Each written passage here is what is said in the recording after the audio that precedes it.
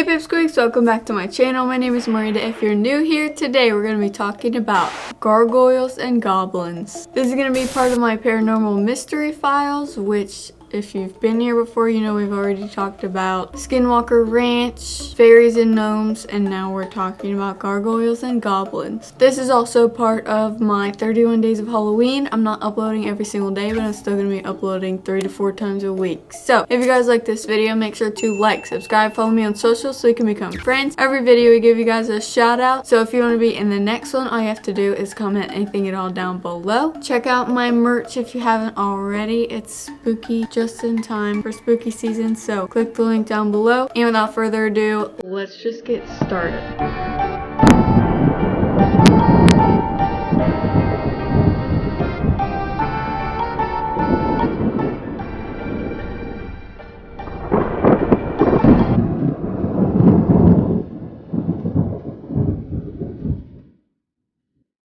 So we're going to start out with gargoyles just because I feel like they are the more popular of the two. They just sound creepy and scary, which we'll get into why that is in a second. So, a gargoyle is a carved stone creature known as grotesques. Often made of granite, they serve an important purpose in architecture, specifically in Goth architecture. They are designed with a spout to convey water from a roof and away from the side of a building, preventing rainwater from running down masonry walls and eroding the mortar between, which is interesting. I just thought they were I knew they were part of design, but I didn't know they had a use. I just thought it was style choices. Gargoyles were thought to ward off evil. They were evil-looking creatures to keep evil away. Like snowflakes, you will never find two that are exactly alike. Some legends say these stone creatures actually come to life to ward off the evil, and they can communicate to others when the wind or rain passes through their mouths. Many consider gargoyles the spiritual protectors of churches as well, scaring off demons and evil spirits. The most famous gargoyles in the world hover on Notre Dame Cathedral in Paris. Technically known as grotesques, gargoyles have water spouts as mouths. Overall, they are known to protect what they guard. So, they're not as scary once you know what they are, which I thought was interesting. I wanted to look these up because when you think of gargoyle, you think of creepy stone that comes to life, but they actually have a purpose and they're not even mean. So that was interesting. And moving on to goblins, which we all know more of. They're less scary to me until I did some research. But if you think about like Harry Potter goblins, they don't sound scary. But let's read this and then you can tell me what you think. So the one that I thought was creepy is actually good, and the one you think is good, we'll find out if it's bad or not. A goblin is a monstrous creature that appears in the folklore of multiple European cultures. Again, what are you doing over in Europe? Dating to the Middle Ages, they have various and conflicting abilities, temperaments, and appearances depending on the story and country of origin. They are almost always small and grotesque, mischievous, or outright malicious and greedy, especially for gold and jewelry. They often have magical abilities similar to a fairy or demon. They sometimes are known to be bad and ugly fairies. A typical goblin is very sneaky. They enjoy playing malicious pranks on humans or other fairies and often known as bullies. Frequent pastimes for goblins include scaring children, pulling hair, leading travelers astray, and causing poltergeist activity in homes of people they don't like. Normally, a goblin simply wants to provoke a reaction rather than harm their victim. As long as they are treated nicely and with respect, they will do no harm. Treat them poorly and they will make humans suffer in a variety of ways.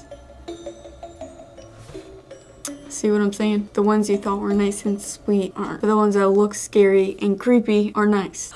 So, I thought that was interesting. I always associate those two together. I don't know why. That's why they're in the same video. But now that you research it, they have nothing to do with each other. And goblins are considered bad fairies. So, if you watch the last fairy video, then it kind of makes sense. They're all just spirits. So, let me know your thoughts down below. If you have any ideas for the next creature or paranormal mystery to do, leave it down below. Make sure to like, subscribe, follow me on social so we can become friends, and I will see you guys next video. Thanks so much for watching. Bye!